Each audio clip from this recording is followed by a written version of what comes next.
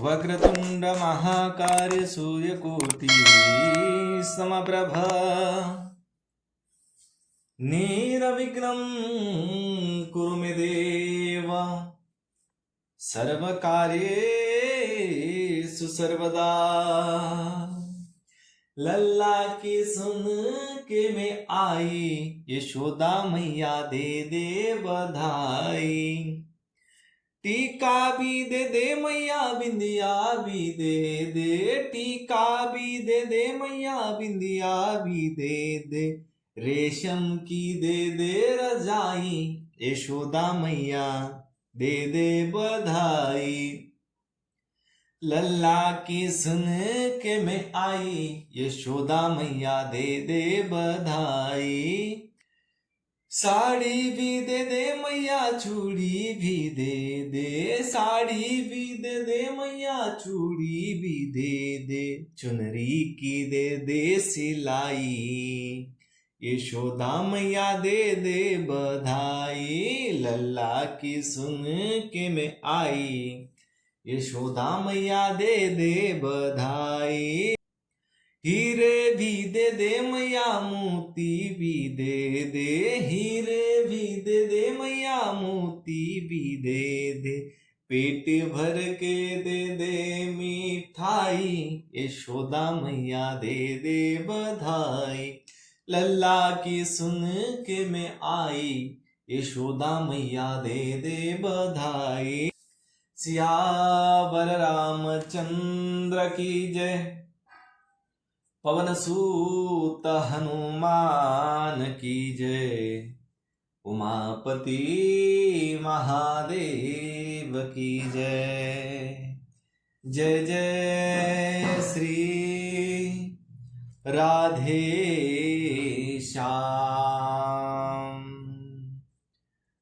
गजाननं भूगणादिसेवितम् कपितजम्बू फलचारुभक्षणम् उमासुतं शोकविनाशकारकम् नमामि विघ्नेश्वरपादपङ्कजम्। कर्पूरगौरं करुणावतारम् संसारसारं भुजगेन्द्रहारं सदा वसन्तं हृदयारविन्दे भवं भवानी सहितं नमामि। सियावर रामचंद्र की जय, पवन सूत हनुमान की जय, उमापति महादेव की जय। पिछले भाग में हमने महाराज पृथु के 100 अश्वमेध यज्ञ यह कथा सुनी। इस भाग में हम महाराज पृथु की यज्ञशाला में श्री विष्णु भगवान का प्रादुर्भाव यह कथा अपने हरि उद्योग इस चैनल के माध्यम से सुन रहे हैं। तो आइए कथा में प्रवेश करते हैं। वासुदेव सुतं देवं कंस चाणूरमर्दनम् देवकी परमानंदम् कृष्णं वन्दे जगद्गुरुम्। यदा यदा हि धर्मस्य ग्लानिर्भवति भारत अभयुत्थानं धर्मस्य तदात्मानं सृजाम्यहम्।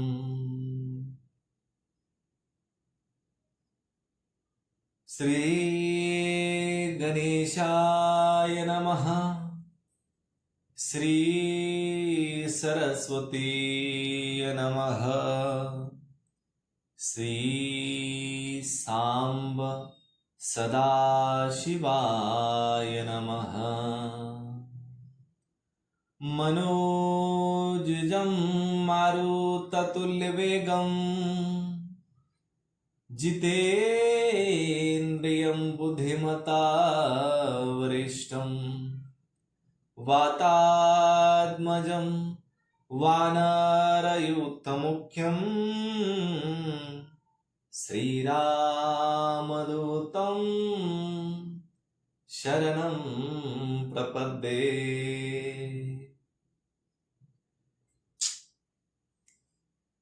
मैत्रेय जी कहते हैं, विदुर जी, महाराज पृथु के 99 यज्ञों से यज्ञ भोक्ता योगेश्वर भगवान विष्णु को भी बड़ा संतोष हुआ।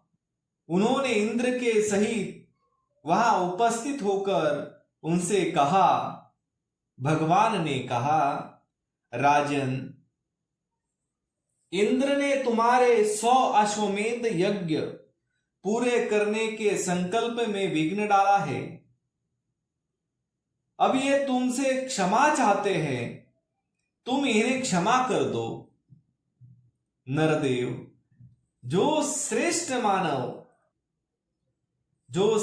मानव साधु और सद्बुद्धि संपन्न होते हैं, वे दूसरे जीवों से द्रोह नहीं करते, क्योंकि यह शरीर ही आत्मा नहीं है। यदि तुम जैसे लोग भी मेरे माया से मोहित हो जाए तो समझना चाहिए कि बहुत दिनों तक की हुई ज्ञानी जनों की सेवा से केवल श्रम ही हाथ लगा। ज्ञानवान पुरुष इस शरीर को अविद्या, वासना और कर्मों का ही पुतला समझकर इसमें आसक्त नहीं होता। इस प्रकार जो इस शरीर में ही आसक्त नहीं है, वह विवेकी पुरुष इससे उत्पन्न हुए घर, पुत्र और धन आदि में भी किस प्रकार ममता रख सकता है। यह आत्मा एक शुद्ध स्वयं प्रकाश निर्गुण गुणों का आश्रय स्थान है। सर्वव्यापक, आवरण शून्य, सबका साक्षी एवं अन्य आत्मा से रहित है। अतएव शरीर से भिन्न है। जो पुरुष इस देह स्थित आत्मा को इस प्रकार शरीर से भिन्न जानता है, वह प्रकृति से संबंध रखते हुए भी उसके गुणों से लिप्त नहीं होता, क्योंकि उसकी स्थिति मुझ परमात्मा में रहती है। राजन, जो पुरुष किसी प्रकार की कामना न रखकर अपने वर्ण आश्रम के धर्मों द्वारा नित्य प्रति श्रद्धा पूर्वक मेरी आराधना करता है, उसका चित्त धीरे धीरे शुद्ध हो जाता है। चित्त शुद्ध होने पर उसका विषयों से संबंध नहीं रहता तथा उसे तत्व ज्ञान की प्राप्ति हो जाती है। फिर जो वह मेरी समता रूप स्थिति को प्राप्त हो जाता है, यही परम शांति, ब्रह्म अथवा कैवल्य है। जो पुरुष यह जानता है कि शरीर, ज्ञान, क्रिया और मन का साक्षी होने पर भी कुटस्थ आत्मा उनसे निर्लिप्त हो रहा है, वह कल्याणमय मोक्ष पद प्राप्त कर लेता है। राजन, गुण प्रवाह रूप आवागमन तो भूत, इंद्रियाभिमानी देवता और चिदाभास, इन सब की समष्टि रूप परिचिन्न लिंग शरीर का ही हुआ करता है। इसका सर्व साक्षी आत्मा से कोई संबंध नहीं है। मुझ में दृढ़ अनुराग रखने वाले बुद्धिमान पुरुष संपत्ति और विपत्ति प्राप्त होने पर कभी हर्ष, शोकादि विकारों के विभूषित नहीं होते।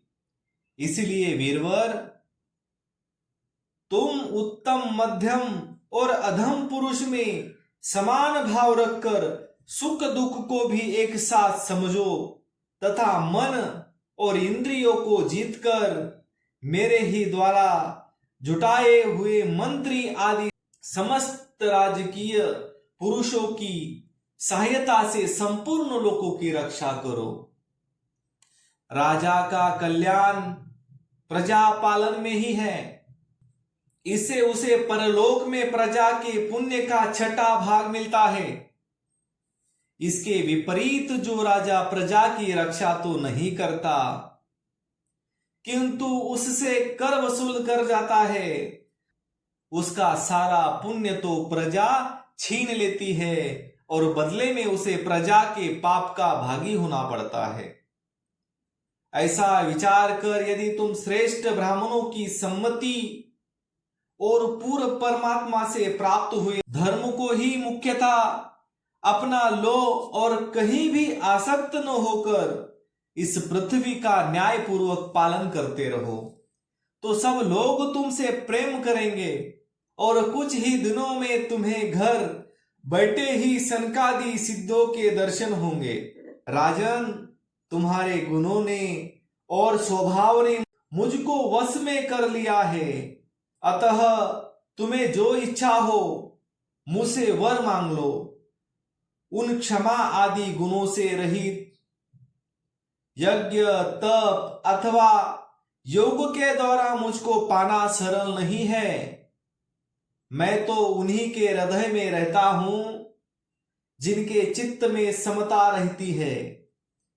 श्री मैत्रेय जी कहते हैं, विदुर जी, सर्वलोक गुरु श्री हरि के इस प्रकार कहने पर जगत विजयी महाराज पृथु ने उनकी आज्ञा सिरोधार्य की। देवराज इंद्र अपने कर्म से लज्जित होकर उनके चरणों पर गिरना ही चाहते थे कि राजा ने उन्हें प्रेम पूर्वक हृदय से लगा लिया और मनोमालिन्य निकाल दिया। फिर महाराज पृथु ने विश्वात्मा भक्त वत्सल भगवान का पूजन किया और क्षण क्षण में उमड़ते हुए भक्ति भाव में निमग्न होकर प्रभु के चरण कमल पकड़ लिए। श्री हरि वहां से जाना चाहते थे किंतु पृथु के प्रति जो उनका वात्सल्य भाव था उसने उन्हें रोक लिया। वे अपने कमल दल के समान नेत्रों से उनकी ओर देखते ही रह गए, वहां से जा न सके। आदिराज महाराज पृथु भी नेत्रों में जल भर आने के कारण न तो भगवान का दर्शन ही कर सके और न तो कंठ गदगद हो जाने से कुछ बोल ही सके। उन्हें हृदय से आलिंगन कर पकड़े रहे और हाथ जोड़े जो कि तो खड़े रह गए। प्रभु अपने चरण कमल से पृथ्वी को स्पर्श किए खड़े थे। उनका कराग्र भाग गरुड़ जी के ऊंचे कंधे पर रखा हुआ था।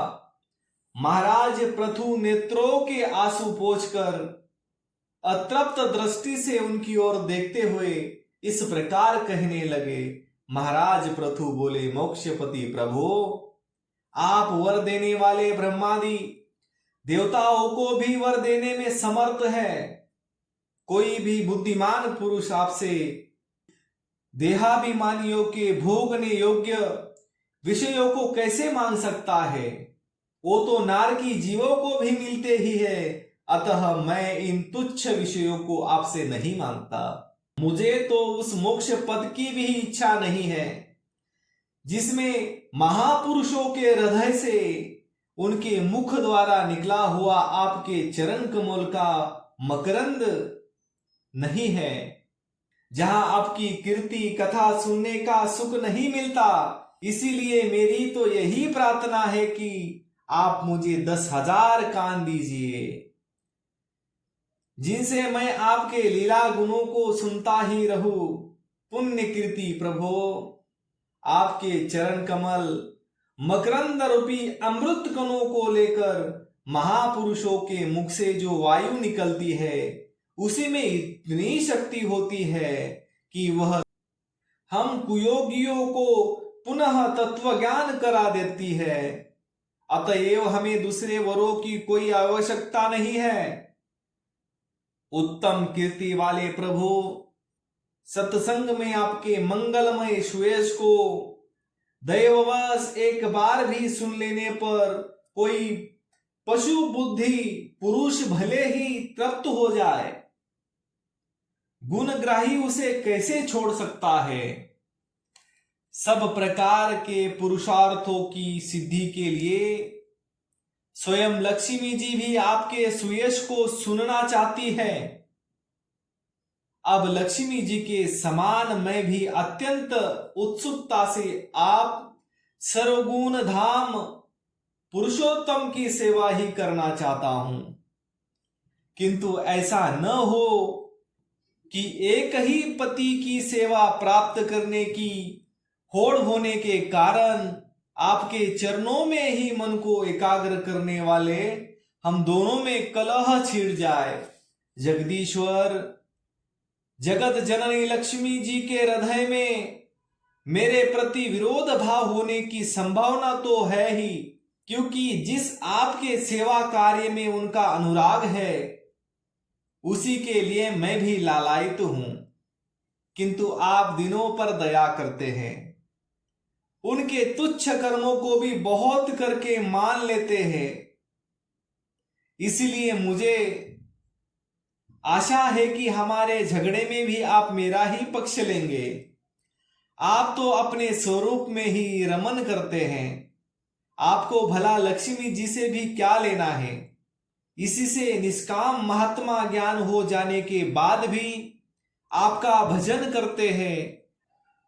आपके माया के कार्य अहंकार आदि का सर्वथा भाव है। भगवान, मुझे तो आपके चरण कमलों का निरंतर चिंतन करने की सिवा सत्पुरुषों का कोई और प्रयोजन नहीं जान पड़ता। मैं भी बिना किसी इच्छा के आपका भजन करता हूं। आपने जो मुझसे कहा कि वर मांगो, जो आपकी इस वाणी को तो मैं संसार को मोह में डालने वाली ही मानता हूं। यही क्या आपकी वेद रूपा वाणी ने भी तो जगत को बांध रखा है। यदि उस वेदवाणी रूप से लोग बंधे न होते तो वे मोह व सकाम कर्म क्यों करते। प्रभो, आपकी माया से ही मनुष्य अपने वास्तविक स्वरूप आपसे विमुख होकर अन्य स्त्री पुत्रादि की इच्छा करता है। फिर भी जिस प्रकार पिता पुत्र की प्रार्थना की अपेक्षा न रखकर अपने आप ही पुत्र का कल्याण करता है, उसी प्रकार आप भी हमारी इच्छा की अपेक्षा न करके हमारे हित के लिए स्वयं ही प्रयत्न करें। श्री मैत्रेय जी कहते हैं, आदिराज पृथु के इस प्रकार स्तुति करने पर सर्व साक्षी श्रीहरि ने उनसे कहा, राजन, तुम्हारी मुझ में भक्ति हो। बड़े सौभाग्य की बात है कि तुम्हारा चित्त इस प्रकार मुझ में लगा हुआ है। ऐसा होने पर तो पुरुष सहज में ही मेरी उन माया को पार कर लेता है, जिसको छोड़ना या जिसके बंधन से छूटना अत्यंत कठिन है। अब तुम सावधानी से मेरी आज्ञा का पालन करते रहो। प्रजा पालक नरेश, जो पुरुष मेरी आज्ञा का पालन करता है उसका सर्वत्र मंगल होता है। मैत्रेय जी कहते हैं, विदुर जी, इस प्रकार भगवान ने राजर्षि पृथु के सार गर्भित वचनों का आदर किया। फिर पृथु ने उनकी पूजा की और प्रभु उन पर सब प्रकार कृपा कर वहां से चलने को तैयार हुए। महाराज पृथु ने वहां से जो देवता, ऋषि, पितर, गंधर्व, सिद्ध, चारण, नाग, किन्नर, अप्सरा, मनुष्य और पक्षी आदि अनेक प्रकार के प्राणी एवं भगवान के पार्षद आए थे, उन सभी का भगवत बुद्धि से भक्ति पूर्वक वाणी और धन के द्वारा हाथ जोड़कर पूजन किया। इसके बाद वे सब अपने अपने स्थानों को चले गए। भगवान अच्युत भी राजा पृथु एवं उनके पुरोहितों का चित्त चुराते हुए अपने धाम को सिधारे। तदंतर अपना स्वरूप दिखाकर अंतर ध्यान हुए अव्यक्त स्वरूप देवादि देव भगवान को नमस्कार करके राजा पृथु भी अपनी राजधानी में चले आए। तो आज के लिए इतना ही। कर्पूर गौरम करुणावतारम संसार सारम भुजगेन्द्रहारम सदा वसंतम हृदयारविंदे भवम भवानी सहितम नमामि। सियावर रामचंद्र की जय, पवन सूत हनुमान की जय, उमापति महादेव की जय। जय जय श्री राधे श्याम। शेष चर्चा अगले भाग में।